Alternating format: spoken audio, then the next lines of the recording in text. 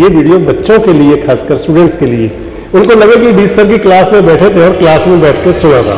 Hard worker होने के बजाय स्मार्ट वर्कर होने के एक बच्चा कहता है कि जी मैं तो 16 घंटे पढ़ाई करता हूँ, कुछ मिला ही नहीं। एक बच्चा कह रहा है मैं 4 घंटे लर्निंग कर रहा हूँ, मैंने 3 घंटे लर्निंग की और 3 घंटे पढ़ करके मैं कैपर में आ गया। ये क्या बच्चों का डिफरेंस है, ये वाला जो 16 घंटे या 4 घंटे इस टाइप का जो होता है। 10वीं 12वीं के बच्चों से कैफे गए सुनता और विश्वास कीजिए क्लास में से कोई 1-2 बच्चा ही मुझे कैफे गए सुना पाता। ठीक बात। पुरानी कहावत रही है कि आगा दौड़ और पीछा चौड़ ना हो। आपने तैयारी की होगी यूपीएससी की जरूर, तो कितने प्रयास हुए यूपीएससी के लिए सफलता मिली? मैं मेरे जीवन में कभी प्राइवेट स्कूल में नहीं गया, हमेशा गवर्नमेंट स्कूल में ही। कोई भी बच्चा पहला तो ये ना सोचे कि वो किसी से कमजोर है। एक बड़ी प्रॉब्लम होती है स्टूडेंट्स की, खासकर याद तो बहुत करते हैं पर भूल जाता है। जो भी इंफॉर्मेशन हमारे पास आती है उसको इनकोड करता है हमारा ब्रेन, और इनकोडिंग में ये इम्पोर्टेंट है कि उस टाइम हमारी कंसंट्रेशन वो मैं इसलिए करता हूँ ताकि उनको रिवीजन के महत्व के बारे में बताऊँ कि अगर आप रिवाइज नहीं करेंगे तो क्या क्या करेंगे।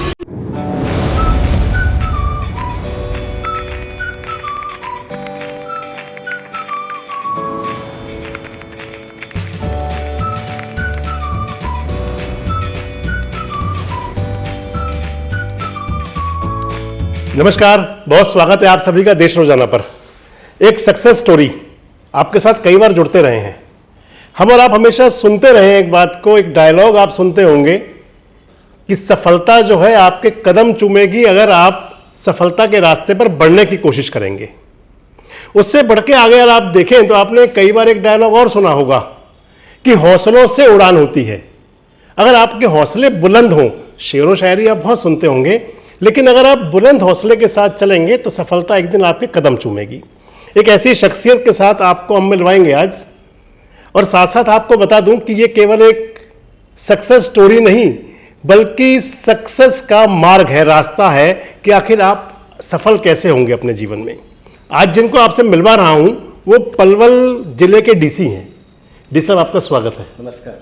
Doctor Harish Vashishtha IAS lobby के अंदर भी और स्टेट के अंदर भी एक पहचानी हुई शख्सियत हैं, और जब भी कभी आप ब्यूरोक्रेसी में हैं आप लोगों के काम आ सकते हैं, लोगों को आपको से उम्मीद होती है, तो फिर आपकी पहचान बड़ी हुआ ही करती है। डॉक्टर हरीश वशिष्ठ पलवल में लगभग 1.5 साल से जिला उपायुक्त के पद पर कार्यरत हैं। 2016 बैच के आईएएस ऑफिसर हैं। बेस अगर कहें तो एक ग्रामीण परिवेश से चले हुए, हिसार के पास में अब तो एडमिनिस्ट्रेटिव जिला हांसी बन चुका है, पुलिस जिला। तो हांसी जिले का गांव है डीसी साहब का, जहाँ गढ़ी जिले गांव से बिलोंग करते हैं। बिल्कुल एक साधारण परिवार से उठ करके और इस मुकाम तक पहुंचे हुए। खुद बताएंगे आपको अपने बारे में और हम आपसे बात कराएंगे। डीसी साहब, कुछ अपने बारे में सबसे पहले आप बताएं हमारे दर्शकों को और हमारे उन दर्शकों को जो चाहते हैं कि जीवन में सफल हों। मैं एक गांव है, गढ़ी गांव है, हांसी सब डिवीज़न में, जी सोरखी गढ़ी भी इसको बोलते हैं, वहाँ पैदा हुआ। और मेरे पिताजी वीएलडीए थे एनिमल हस्बेंड्री में। जी सामान्य परिवार था, और मैं मेरे जीवन में कभी प्राइवेट स्कूल में नहीं गया, हमेशा गवर्नमेंट स्कूल में ही पढ़ा। उसके बाद मेरा नवोदय में सिलेक्शन हुआ।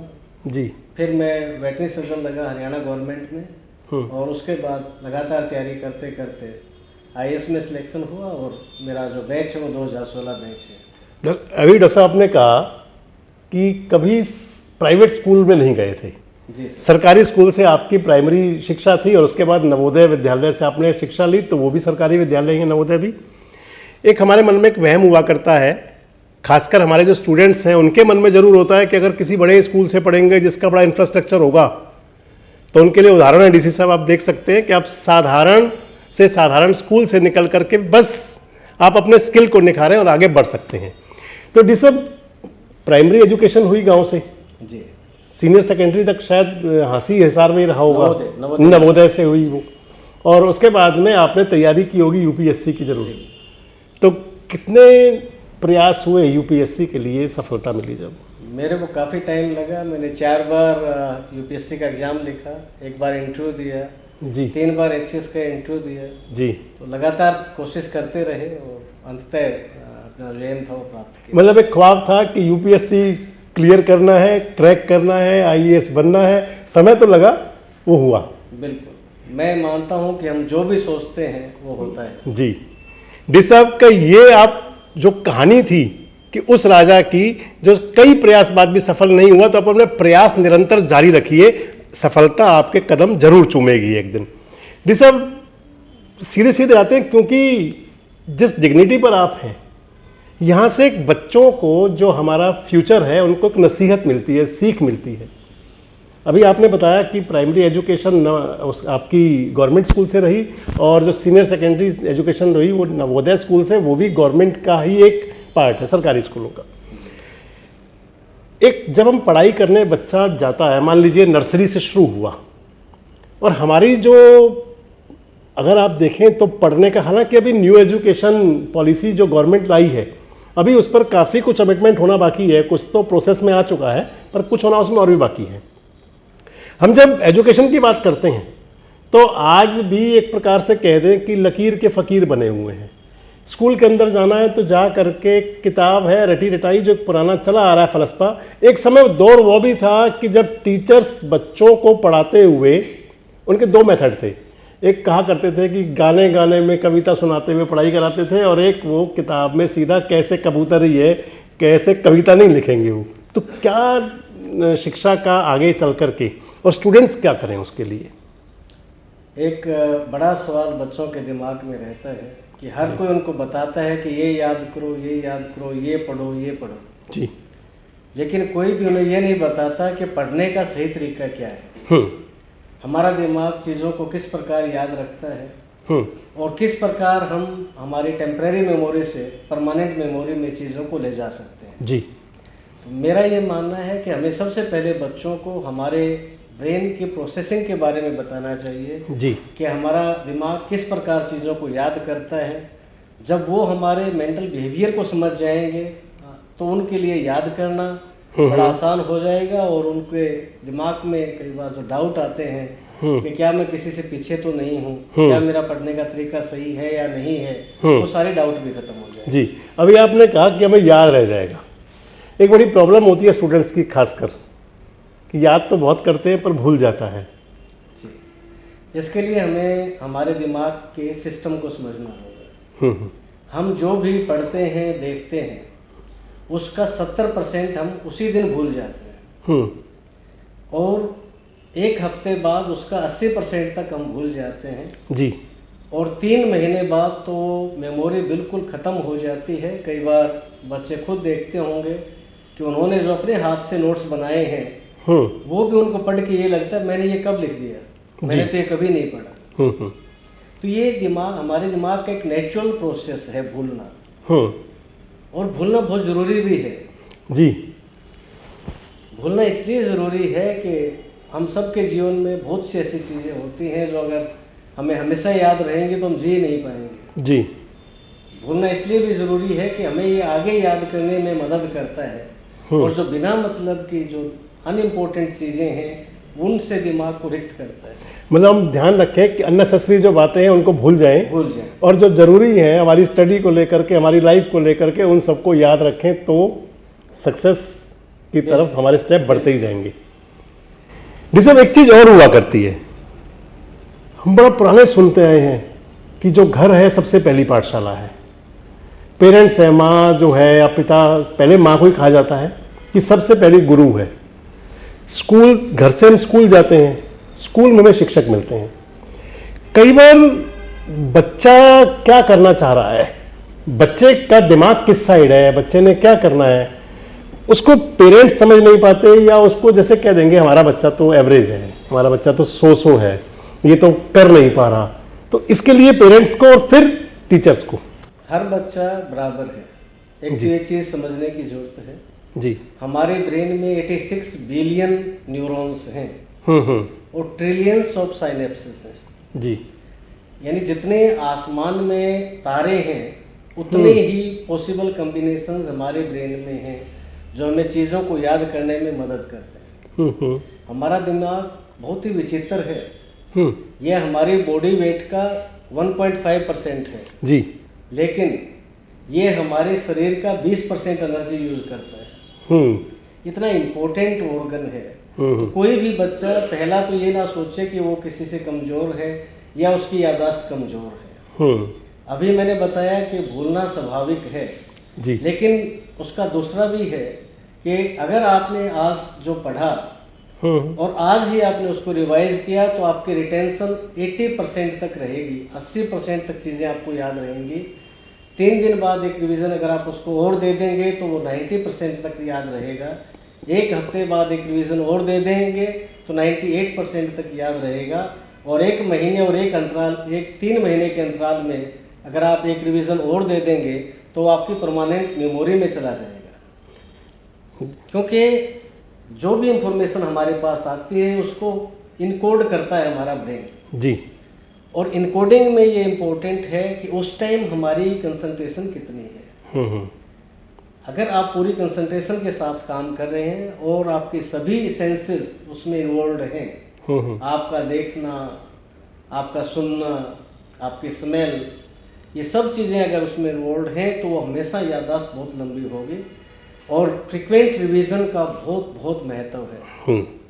तो जो भी बच्चे जिनको ये लगता है कि हमें कम याद होता है, इस पैटर्न को अपनाएं, वो चीज़ों को बार बार रिवाइज करें तो कभी उनको भूलेंगे नहीं। अभी आपने कहा स्मेल, लर्निंग, देखना और सुनना। इससे पहले आपने कहा कि हम उसको रिवाइज करते रहें। पुरानी कहावत रही है कि आगा दौड़ और पीछा चौड़ ना हो। अगर हम पुराने को याद करते रहेंगे तो इसका मतलब ये रह जाएगा कि वो हमारी मेमोरी के अंदर फीड हो जाएगा और जब कभी वो चिप खुलेगी तो ऑटोमेटिक वो सारा सब कुछ सामने आ जाएगा। बाबू साहब, मैं जब भी स्कूलों में जाता हूँ तो बच्चों से 10वीं 12वीं के बच्चों से कह के सुनता हूँ और विश्वास कीजिए क्लास में से कोई 1-2 बच्चा ही मुझे कह सुना पाता है। ठीक बात है। वो मैं इसलिए करता हूँ ताकि उनको रिवीजन के महत्व के बारे में बता पाऊँ कि अगर आप रिवाइज नहीं करेंगे तो कह भी भूल जाएंगे जी। तो इसलिए मेरा सब बच्चों से रिक्वेस्ट है कि जो भी आप पढ़ें उसको बार बार रिवाइज करें ताकि वो टेम्परेरी मेमोरी से वो चीज़ें आपकी परमानेंट मेमोरी में चली जाए। अभी डॉक्टर साहब ने बताया कि एक तो जब भी हम स्टडी कर रहे हैं, पढ़ रहे हैं, मान लीजिए हमारा टेस्ट का भी है कि हमें एक चीज़, आपने स्मेल कहा, अगर हमें कोई चीज़, किसी की खुशबू आज बड़ी अच्छी लगी हो तो हम उस चीज़ को तो दोबारा देखना चाहेंगे। सेकंड टाइम भी वो ठीक लगेगी तो फिर हम उसको थर्ड टाइम जाएंगे। और वो 3-4 अनुभव हमारे हो गए कि वो हमें ठीक लगा तो हम उसको पास का मार्किंग दे देंगे कि ये पास है। और अगर वही अपोजिट है कि अगर हमें कहीं इंटरेस्ट नहीं जागा तो क्या पढ़ाई के अंदर, अगर स्टडी की बात खासकर करें तो इंटरेस्ट क्रिएट करना कितना जरूरी है? इंटरेस्ट बहुत जरूरी है। जिस चीज को आप समझ के याद करेंगे वो आपके दिमाग में लंबे टाइम तक रहता है। हमेशा क्यों पूछिए, ये चीज क्यों है, ऐसा क्यों है, जिसको हम कहते हैं एक्टिव लर्निंग। एक्टिव लर्निंग को प्रमोट कीजिए हमेशा। बार बार अपने दिमाग से क्यों पूछिए, उसमें फ्रीक्वेंट रिविजन्स लेके आइए। और दूसरा जो हमारी जो मेमोरी है वो फोटोग्राफिक होती है जी। आपको आश्चर्य होगा कि हमारा दिमाग फोटोज को 60,000 गुना ज्यादा वर्ड से ज्यादा याद रखता है। अगर एक फोटो हमको देख ले हमेशा याद रहता है हमको। एक चित्र जो है हमारे जहन में रह जाता है कि वो देखा था। या हम अक्सर आपने देखा होगा लोग कहते हैं कि हाँ चेहरा तो आपका पहचान में आ गया, नाम याद नहीं जी। तो उसका कारण यही है कि हमारी फोटोग्राफिक मेमोरी बहुत स्ट्रॉन्ग है। और इसको भी बच्चे यूज करें कि जो भी मुश्किल पोर्शंस हैं आपकी पढ़ाई के, उनके सब के चार्ट्स बना लें, बार डायग्राम बना लें, डायग्राम्स बना लें और उनको अपने दीवारों पे लगा लें जी। तो जब हम प्ले स्कूल में जाते हैं बच्चे हमारे, मान लीजिए पहले प्री नर्सरी है, फिर नर्सरी है, उसके बाद में केजी सेक्शन हो गया, फिर प्राइमरी सेक्शन हो गया, वहाँ तक तो स्कूल्स के अंदर हम जाएंगे या बच्चों को पेरेंट्स भी उनके दिखाएंगे। अब तो आप देखें तो कंप्यूटर में या उनको जो लैपटॉप मिला होगा उसके अंदर सारा एआई जनरेटेड भी टाइम आ गया आज तो बड़े बच्चे इसकी फोटोग्राफी वाली आप जो स्टडी का कह रहे हो, मान लीजिए 10वीं के बाद में या 8वीं के बाद में जी। एक तो बड़े बच्चों के लिए अभी YouTube पे एक्टिव वीडियोस मिल जाते हैं जी। जितने भी प्रोसेस है, साइंस के प्रोसेस, उनकी एक्टिव वीडियोस मिल जाएंगे। जैसे माइटोकॉन्ड्रिया के बारे में आपने पढ़ना है, गोल्जी बॉडी के बारे में पढ़ना है, तो उसकी पूरी आपको विजुअल एड्स के साथ वीडियोस मिल जाएंगे, उनको देखें। दूसरा, उनके भी आप डायग्राम बना लें, जो क्रेब्स साइकिल है, ग्लाइकोलाइसिस है, पीरियोडिक टेबल है, उनके आप अपने डायग्राम्स बना करके अपने रूम में लगा लें। आपने देखा होगा स्कूल्स में छोटे बच्चों के लिए बाला पेंटिंग को प्रमोट करते हैं, building as active learning aid के रूप में हम उसको यूज करते हैं, यानी पूरे बिल्डिंग को ही लर्निंग में यूज कर सकते हैं जी। उसको पेंटिंग बना करके, जैसे सौर मंडल का आपने पेंटिंग बनाया, अल्फाबेट्स के बनाए, तो एक तो वो है कि ऑडियो विजुअल एड्स को यूज करें, और जो भी आपके रूम्स में खाली जगह है वहां पे आप फ्लैश कार्ड्स बना सकते हैं। उनको जो मुश्किल पोर्शन है उनके लिए आप हमेशा उनको विजुअलाइज कीजिए, या फिर आप अपने ब्रेन में भी विजुअलाइज कर लें उसको जी। मतलब जो बच्चे प्राइमरी अगर हैं और अगर सेकेंडरी तक पहुंचे नहीं है तो वो बच्चों उनके लिए स्कूल से तो मिलता है, पेरेंट्स भी देखें कि उनका जो स्टडी रूम हो उसके अंदर खासकर ऐसा जरूर खाका हो कि बच्चों को समझने में कोई प्रॉब्लम ना हो, जो स्कूल में सीख के आए और रिवाइज घर हो जाए। और जो सेकेंडरी और सीनियर सेकेंडरी में आ रहे हैं वो अपने डायग्राम बनाएं उसके अंदर उसकी, जिससे जल्दी लर्न कर सकें, जल्दी पकड़ सकें, यही कहना चाहेंगे। बिल्कुल जी। अब जैसे मैंने बताया कि फ्रीक्वेंट रिवीजन कीजिए, तो जैसे ये कहना आसान है कि पहले दिन, तीसरे दिन, 7वें दिन, 28वें दिन और फिर 3 महीने बाद रिवीजन कीजिए।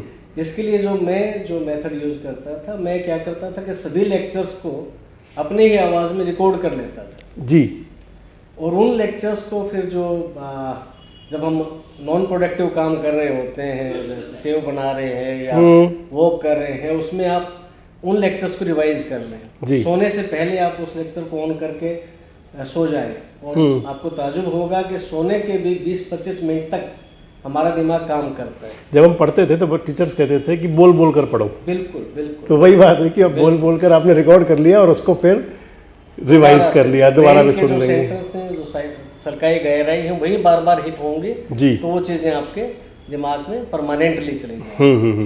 अच्छा डी साहब, एक बहुत इंपॉर्टेंट बात रहती है, एक बच्चा कहता है कि जी मैं तो 16 घंटे पढ़ाई करता हूँ, कुछ मिला ही नहीं। एक बच्चा कह रहा है मैं 4 घंटे लर्निंग कर रहा हूँ, मैंने 3 घंटे लर्निंग की और 3 घंटे पढ़ करके मैं टॉपर में आ गया। ये क्या बच्चों का डिफरेंस है, ये वाला जो 16 घंटे या 4 घंटे इस टाइप का जो आ जाता है? जो देखिए, आप जब पढ़ रहे हैं उसमें एक्टिव कितना टाइम है आपका, वो इम्पोर्टेंट है। मैं मानता हूँ कि कोई भी एग्जाम अगर आप 8 से 10 घंटे पढ़ते हैं तो बड़ी आसानी से उसको क्रैक कर सकते हैं जी, बशर्ते कि वो आपका जो 8 to 10 आवर्स का जो टाइम है वो इफेक्टिव टाइम हो, उस टाइम आपकी 100% कंसंट्रेशन हो। आप छोटे छोटे इंटरवल्स में पढ़ें, 40 मिनट का एक के बाद 5 मिनट का एक इंटरवल जरूर लें जी। आपने देखा हो कि स्कूलों में हमेशा जो पीरियड होता है 40 मिनट 50 मिनट का होता है। बिल्कुल, क्योंकि पहले जब पीरियड शुरू होता है, हम पढ़ना शुरू करते हैं तो पहले 15 मिनट और आखिरी के 15 मिनट जो होते हैं वो बहुत ही एक्टिव लर्निंग के होते हैं, हमारा दिमाग उसमें पूरा एक्टिव होता है। तो फ्रीक्वेंट इंटरवल्स बड़े इंपॉर्टेंट है, उससे आप एक्टिव रहते हैं, यादाश्त आपकी अच्छी रहती है और आपकी रिटेंशन ज़्यादा रहती है। तो जिसको हम कहते हैं कि हार्ड वर्कर होने के बजाय स्मार्ट वर्कर होना जरूरी है जी। स्मार्टली पढ़ें, अपने टॉपिक को डिवाइड करें, और टारगेट कितने घंटे पढ़ना है ये ना हो करके कितना पढ़ना है ये होना चाहिए, और कितना कॉन्सेप्ट क्लियर ताकि आपका उसके अंदर रहे जितनी देर आप कर रहे हैं। और जब पढ़ रहे हैं तो मकसद ये नहीं कि आप 16 घंटे पढ़ाई की, अगर आप 16 घंटे पढ़ाई करने के अंदर 14 घंटे आपका दिमाग कहीं और रहा तो नथिंग, जीरो पे चला गया वो। डिस्ट्रैक्शंस अवॉइड करें जी, क्योंकि आगे बच्चों के ये सब पेपर भी आ रहे हैं जी, एग्जाम सीजन शुरू हो जाएगा जनवरी-फरवरी से और नवंबर अब खत्म होने को है। तो ये चाह रहे हैं कि ये वीडियो बच्चों के लिए, खासकर स्टूडेंट्स के लिए, उनको लगे कि डी सर की क्लास में बैठे थे और क्लास में बैठ के सुना था हमने। इसके अलावा डी सर क्या करना चाहिए स्टूडेंट्स को, और ऐसा विशेष अलग से क्या करें जिससे कि वो उनके स्टेप जो बढ़ रहे हो वो सक्सेस की तरफ गारंटी बन जाए उनकी? पहला तो ये कि अपने आप पे पूरा विश्वास रखिए जी। हमारा जो माइंड है उसकी कैपेसिटी बहुत ज़्यादा है, इतनी ज़्यादा है कि अगर लगातार टीवी चलता रहे 343 साल तक जी, और आपको हर डायलॉग, हर फोटोग्राफ याद करना है तो भी याद होगा। तो ये छोटी मोटी किताबें तो आपके लिए कुछ भी नहीं है। दूसरा, कभी अपने आप को किसी से छोटा या किसी से बड़ा मत समझें। आप ये मानिए कि बाकी जो बच्चे कर सकते हैं वो आप भी कर सकते हैं जी। हो सकता है वो 2 प्रयास में कर ले, आप 3 या 4 में कर लेंगे। तो अपने सेल्फ कॉन्फिडेंस को मोटिवेटेड रखिए, फ्रीक्वेंट रिविजन्स कीजिए, जी, फोटोग्राफ्स को देखिए और अपने डाइट को, अपने सोने के समय को भी निर्धारित कीजिए। मतलब निश्चित कर देता है सब कुछ, ये समय खाने का है, ऐसा खाना है, ये समय सोने का, ऐसा सोना है, और ये समय पढ़ने का है, तो उस टाइम पढ़ाई ही करनी है। बिल्कुल स्ट्रेस फ्री होके पढ़ें। जी, स्ट्रेस आपको बहुत बुरी तरह से इफेक्ट करता है। आजकल मैं भी पीछे विश्वकर्मा यूनिवर्सिटी में गया था जी, और वो बच्चों का प्रोग्राम था जिसमें वो यूपीएससी की तैयारी कैसे करें इसके बारे में बच्चे सवाल पूछ रहे थे। मेरे को ताजुब हुआ कि 100 में से 70% जो क्वेश्चंस थे वो स्ट्रेस मैनेजमेंट पे थे। तो बच्चों पे ये जो इतना भारी स्ट्रेस है, ये एक बहुत ही चिंता का विषय है और स्ट्रेस आपकी मेमोरी को बहुत बुरी तरह से अफेक्ट करता है। मतलब बिना वजह के तनाव से तो खासकर बिल्कुल बचे। बिल्कुल बिल्कुल। और दो चीजें होती है, एक होता है डिस्ट्रेस जी, और एक होता है ईयू स्ट्रेस। ईयू स्ट्रेस होता है अच्छा स्ट्रेस, जो एक जोश में एक बच्चे के अंदर होता है, उसकी एक आत्मविश्वास के कारण मुझे ये करना है, मुझे ये करना है जी, तो ईयू स्ट्रेस बोलते हैं। जी, ईयू स्ट्रेस तक अच्छा है, लेकिन डिस्ट्रेस कभी बच्चों पे ना आने दें। ये बच्चों की खुद की भी जिम्मेवारी हो, पेरेंट्स और समाज की भी जिम्मेवारी। जी जी जी। निसब, आपसे ये सारी बातें किसके साथ साथ कुछ आपका प्रोफेशनल भी, एक चीज और पूछना चाहूंगा सर आपसे इसी स्टडी के बाद। आपने यूपीएससी के एग्जाम पहले भी दिए जी, उसके बाद में आपने एचपीएससी क्रैक किया और आप वेटरनरी सर्जन की पोस्ट तक पहुंचे जी, और अब आपने यूपीएससी क्रैक किया। जी। एचपीएससी और यूपीएससी दोनों करते हुए कौन सा कोचिंग सेंटर से आपने ट्रेनिंग ली, कौन से कोचिंग ली, कहाँ से? मैंने कहीं कोई कोचिंग नहीं ली, मैं सेल्फ स्टडी स्टडी करता था। और अब तो बहुत ज़्यादा कोचिंग की जरूरत भी नहीं है क्योंकि यूट्यूब पे सब कुछ है। आप जो भी सोचते हैं, जिस टॉपिक के भी आप चाहेंगे, आपको यूट्यूब पे पूरी इंफॉर्मेशन मिल जाती है। बहुत ज़्यादा कोचिंग और उनके चक्रों में ना पढ़ के जो मटेरियल अवेलेबल है, जो किताबें अवेलेबल हैं, उन्हीं को बार बार पढ़ें। पर उन पे स्टूडेंट का ध्यान जब वो यूट्यूब देख रहे होंगे लैपटॉप पे या मोबाइल में, तो उनका ध्यान फिर सोशल मीडिया पे चला जाता है। अगर वो कहते हैं कि अगर क्लैरिटी तो हमें रखनी पड़ेगी। अगर वो कहेंगे कि स्टडी करेंगे कोचिंग सेंटर में जा करके, तो फिर पूरा जो ध्यान कंसंट्रेट होगा पूरा स्टडी पे होगा, ऐसा भी कुछ होता है क्या? नहीं, ऐसा नहीं है। जो आपका देखिए, बिना डिसिप्लिन आप कुछ अचीव नहीं कर सकते हैं। चाहे आप कोचिंग सेंटर में है, चाहे आप सेल्फ स्टडी कर रहे हैं। आप तो स्टडी करें। और स्पोर्ट्समैन भी जी, पीवी सिंधु का सुना था कि उसने 6 महीने फोन को यूज नहीं किया। वो कमिटमेंट तो आपको अपने अंदर लेके आने ही पड़ेगी, खुद से खुद को करनी है, अवॉइड करनी पड़ेंगे और सेल्फ मोटिवेटेड तो रहना ही होगा। जी, सफलता के लिए मैं मानता हूँ केवल एक बर्निंग डिजायर की जरूरत होती है और किसी चीज की जरूरत नहीं होती। मतलब बड़ी डिजायर होगा आपका, अगर आपने ठान लिया तो आपको सफलता आपके कदम चूमेगी, बाकी चीजें अपने आप आ जाएंगी। ठीक। ये सब एडमिनिस्ट्रेशन बात भी करूंगा आपसे पलवल की, और थोड़ी सी फैमिली की बात भी करूंगा। बच्चे स्टडी कर रहे हैं अभी आपके? हाँ, मेरी बेटी ने अभी एमबीबीएस कर रही है और बेटा अभी +2 में। तो बिटिया को भी एमबीबीएस के लिए कोई कोचिंग वगैरह से एंट्रेंस हुआ या सेल्फ स्टडी पे बेटी चली? आप और आपका कितना कोऑपरेट रहा? मेरा कंट्रीब्यूशन ये था कि उन्होंने मेरे को पढ़ते हुए देखा था जी। तो उनकी नर्सरिंग इस तरह से हुई कि उनको ये कुछ चीज़ें केवल बताने की नहीं होती, देख के भी बच्चा बहुत सीखता। ठीक बात है, बिल्कुल। तो उन्होंने चूंकि मेरे को पढ़ते हुए देखा, मेरे को मेहनत करते हुए देखा, तो कहीं ना कहीं वो वैल्यूज उनमें भी इनकलकेट हुई। और मेमोरी में एक चीज़ और मैं बच्चों को बताना चाहता हूँ कि आपके न्यूट्रिशन का और नींद का और एक्सरसाइज का बड़ा इंपॉर्टेंट इम्पैक्ट पड़ता है। तो जो भी स्टूडेंट्स हैं, एक तो 1 घंटा डेडिकेटेड स्पोर्ट्स को जरूर दें। जी। 1 घंटा हमारे दिन का 4.16% समय बनता है। जी। तो अगर हम 1 घंटा स्पोर्ट्स को देंगे तो आपकी याददाश्त में आप देखेंगे बहुत ज़्यादा इमेंस इम्पैक्ट आएगा, वो बहुत ज़्यादा बढ़ जाएगी और आपकी स्लीप डीप हो जाएगी। जी। और गहरी नींद और याददाश्त का बड़ा क्लोज रिलेशनशिप है। जितनी आपकी गहरी नींद होगी उतनी ही आपकी याददाश्त भी शार्प होगी। और जो तीसरा कंपोनेंट है आपकी डाइट इज वेरी इंपॉर्टेंट। आप अखरोट, अलसी, चना, मूंग, पल्सेस, ये सब अपनी डाइट में रखें। बादाम, ये सब डाइट में रखें। हरी सब्जियां रखें।